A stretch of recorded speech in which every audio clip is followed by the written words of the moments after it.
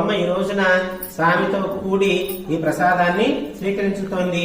దీనికి పూర్వం ఈ శ్రీకృష్ణ పరమాత్ముడు ఈ ఈ గోప బాలికలతోటి ఆ ఆవుల వెంట వెళ్లి వాళ్లతో కలిసి చక్కగా ఈ చలుదుల్ని ఆరగించేవాడట. ఈ వృత్తాంతాన్ని ఊటంకిస్తూ అమ్మవారు ఈ రోజున స్వామివారికి ప్రసాదం నివేదన చేయడం జరిగింది. ఎన్ని గిన్నెల్లో మనం ప్రసాదం పెడతామని ప్రతి సంవత్సరం? ఎందుకని 108 పెట్టాలి? 110 పెట్టచ్చుగా. ఎందుకని 108 అనే ఒక సంఖ్యకి ఒక రకమైన విశేష అర్థం ఉంది, చెబుతాను చూడండి. మనకి మొత్తం ఎన్ని నక్షత్రాలు? 27 నక్షత్రాలు. ఒక్కొక్క నక్షత్రానికి ఎన్ని పాదాలు?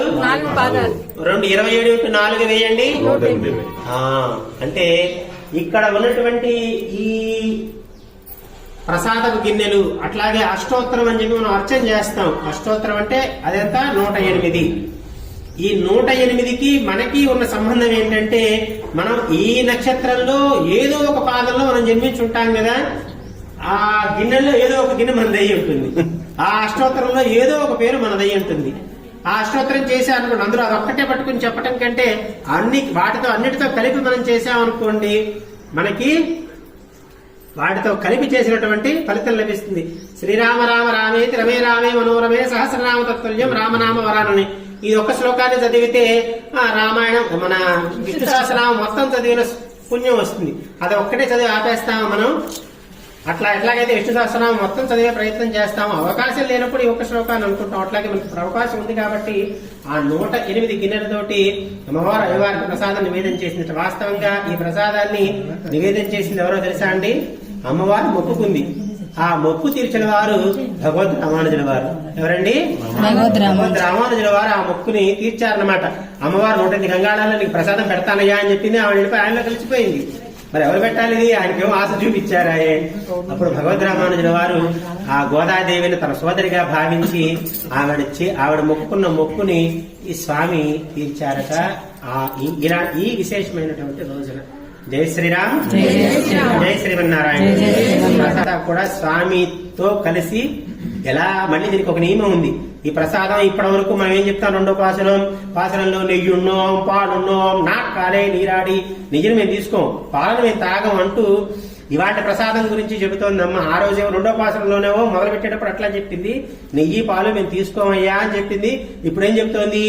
ఆ పాలతో చేసిన పాలన్నం ఏదైతే ఉందో అది నెయ్యిలో మునిగిపోయి ఉండాలట. మనం ఆ ప్రసాదం తీసుకుంటున్నప్పుడు మనం మోచేతి కింద నుంచి నెయ్యి కారుతూ ఉండాలట.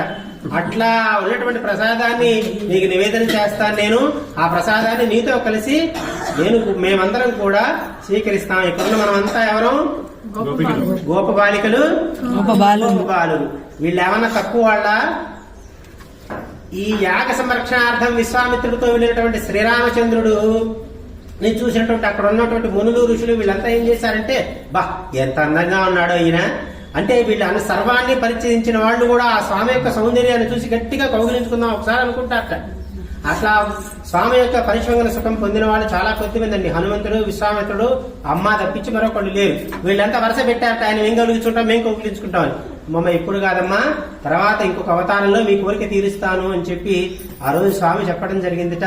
వాళ్ళంతా మునులు, ఋషులు, యోగులు అంతా కూడా గోప బాలికలు, గోప బాలులుగా జన్మించి శ్రీకృష్ణ పరమాత్ముడితో ఆడి పాడి తరించారు. స్వామి యొక్క దర్శనం దుర్లభం అనుకుంటే వీళ్ళు ఆయనతో చక్కగా కలిసి ఆడి, ఆయనతో పాడి, ఆయనతో భుజించి ఇట్లాంటి విశేషమైనటువంటి స్థితిని పొందిన ఆ గోప బాలికలంతో మనం కూడా అంతే ఈ రోజున చక్కగా స్వామి యొక్క ప్రసాదాన్ని భక్తి శ్రద్ధలు స్వీకరించి మనం కూడా ధరిద్దాం. జై శ్రీరామ్, జై శ్రీమన్నారాయణ.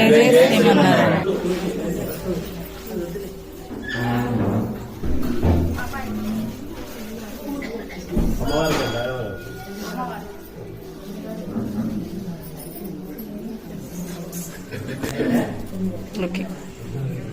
గోవింద గోవింద గోవింద గోవింద గోవింద. ఓకే.